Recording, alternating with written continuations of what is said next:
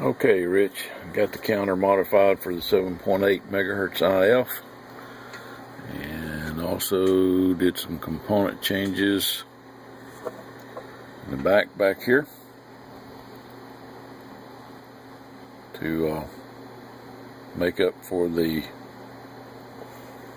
lackluster performance on the 7.8 IF. But I wanted to show you that it goes all the way up. There's 28,725. There is 26,815. You notice there's a difference. Like 26,815 reads 8149. And 725 is 7252. About a 300 hertz difference in the counter.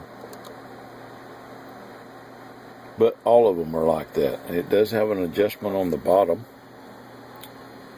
That little guy right there. And I calibrated the meter on 27,935, which is like right in the middle of the band. Oops. Right there. 27,935 is calibrated. And that's using my Tektronix. Well, I've got so much junk there in front of it right now that you can't really see it.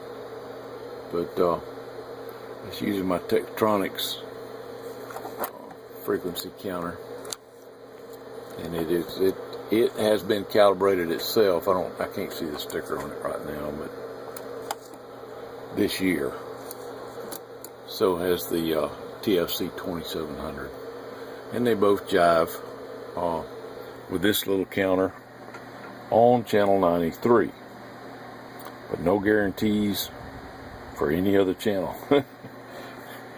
You know, I mean, these are for reference. You know that it's not a $300 counter like that Tektronix counter is. What do you expect, you know, for less than $100? But it works very well, and I'm going to be putting it back in the case. I just wanted to show you that it does work from top to bottom. When you first do the IF conversion on these, it won't cover the whole range. It's just for the 7.8 megahertz IF, they changed the circuitry inside the counter itself. I've already got it all soldered back together. I should have filmed that, but you have to add another capacitor inside there, and plus you have to bypass a resistor on the bottom here. See if I can get the camera to focus on it. Yeah, right there.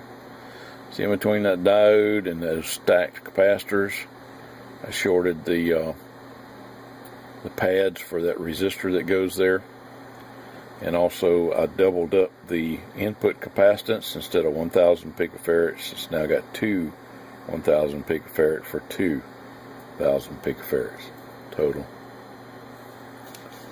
And they had a resistor on the input there, but you have to bypass all that crap because you have to use a 68 picofarad cap on the Cobra, and if you do anything other than that, it loads down the circuit.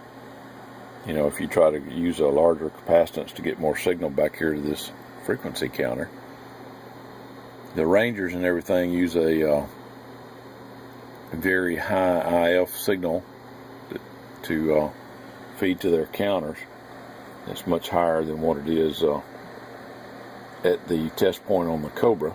So you have to make up the difference by changing the circuitry in the on the frequency counter itself. Now the old counters had the all the parts in them, and plus they used a much better op amp inside the unit, the prescaler inside the unit itself. But you're all set So I'm going to put the covers back on it and box it up and get ready to ship out. Hope you enjoy it.